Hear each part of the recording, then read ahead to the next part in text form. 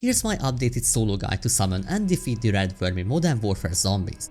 You have to beat this boss to unlock the schematics for the Scorcher, the legendary Ether tool and the tier 3 flawless Ethereum crystal. This quest was added a long time ago, so besides describing the details, I'm going to be showing you recent tips. Tips for the most optimal setup, how to get the USB sticks, and tips for the easiest and fastest fight. This fight takes place inside the Ether Storm at the very end of the match, and only one red worm can be summoned in a single game. Any player from the lobby can join to help you take it down, but it's important to note that the health of the worm scales with the team that summons it. More players in your team equals more health to the worm. So even if other players are down to help, make sure you're alone in your squad when you activate the devices to start the fight. But now let's discuss the setup. I want to make this video accessible for all players, and most likely you are watching this to be able to craft flawless crystals and legendary ether tools, so you can start the game with those.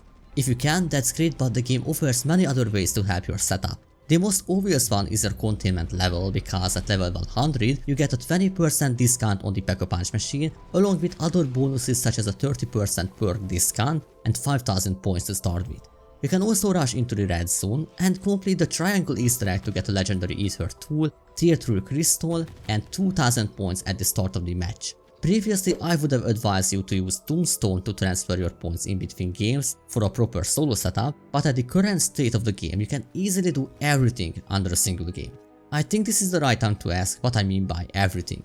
What exactly do you need? Well, most importantly the 4 USB sticks, but besides those, a tier 3 Pack-a-Punch VR11 Wonder Weapon, a secondary at least epic and tier 2 Pack-a-Punch gun of your choice, all perks, at least 2 Casimirs, a durable gas mask, 3 sentry turrets and some extra self revives. You can also do a 200 IQ play by bringing in extra items to the fight area on a car, but keep in mind these disappear after 1.5 minutes if not being picked up. Also, if you have golden armor plates, I would recommend using them. This is the only Dark Ether item worthy of this boss fight. The golden gas mask filter would have been good, but it's useless here as it only regenerates outside the storm, meaning it's not better than the durable gas mask. The first 45 minutes of the match is basically all yours to set up, as the boss must be taken down once the Ether Storm spreads enough to reach one of the 4 possible boss fight locations randomly assigned in every match. In that 45 minutes you must collect 4 USB sticks so you can activate the seismic refractors to summon the boss. Let me walk you through this with a cheat sheet, since the USB stick locations are also randomly assigned in every match. In this image you can see every single location known to complete this quest. The map icons are tables in the game, all accessible at the same time, and they have 4 photos that are locations where you have to go to get the USB sticks. There's a table in C1 at the top left corner of the map in this warehouse. Another one can be found inside this other warehouse in H2 in the military base. The third one is on the ground floor of the construction building in G7, and the fourth table is in E8 at the university building. You can see the USB stick locations now and the corresponding photos separated by in which zone you will find them. The console towers are also super visible, so there's no shot you miss them. On these images I indicated them by a red dot for better visibility. Just as a heads up, all maps are downloadable from the description. Lastly, these are the 4 possible boss fight locations. The game chooses the one closest to the Ether Storm, but you can easily identify the area by looking for 2 ammo refills close to each other if you are not sure which one might be the spot. So let's talk about what to do after you spawn in.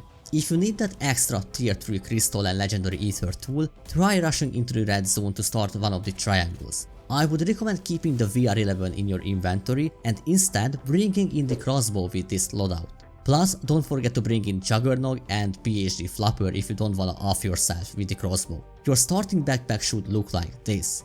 Once inside the red zone near a triangle spot, shoot the rune tablets and then run into the spot to start it. As you can see, a blue 1-spec crossbow is powerful enough to complete this. Now it's your call to do one more for even more loot, or leave the red zone and start working towards the quest. At this point the crossbow is no longer needed, so feel free to use your VR11 once you start the quest. As a final disclaimer, this triangle stuff is not part of the red worm easter egg, only part of your setup that I personally would recommend doing. But talking about the quest so much, here's what to do. Head over to the closest command table to check the 4 photos to know the locations, and then go all around the map and gather the USB sticks.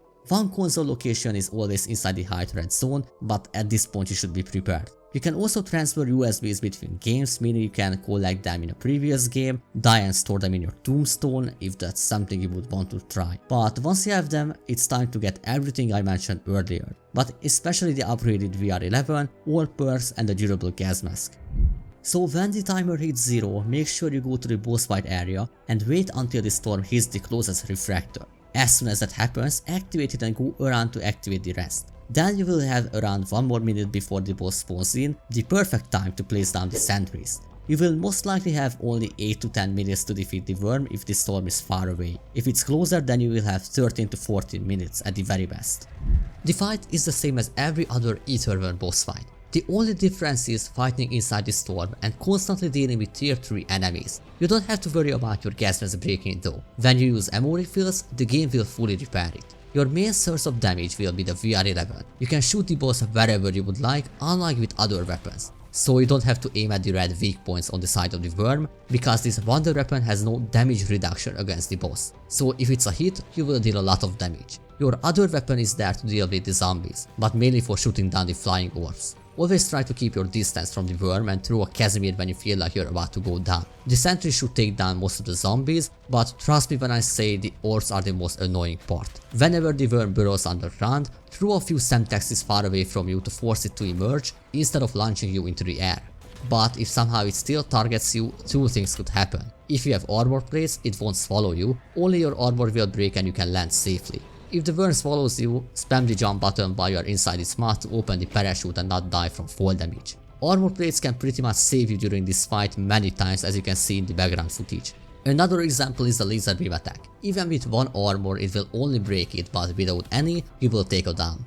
My last and most obvious tip is to utilize your field upgrade. You can drop an energy mine into the middle of a big horde, so you will then have time to shoot the worm with the VR11 while no zombies around. Once you defeat the boss, which is like 3 to 4 minutes with this wonder weapon, a rift will spawn that you can use the exfil alongside a reward portal containing a new schematic. Unfortunately, it only contains one schematic, so you have to defeat the red worm at least 2 more times to get all schematics you need. And I said at least because the game can give you a schematic that you already have, so unless you are very lucky you might have to do this more than 2 times. Anyway, this was my all-in-one guide for the red worm boss in Modern Warfare Zombies. If you find this video helpful, please leave a like and subscribe to see more guides like this. Thank you so much for watching, and I will see you in the next one.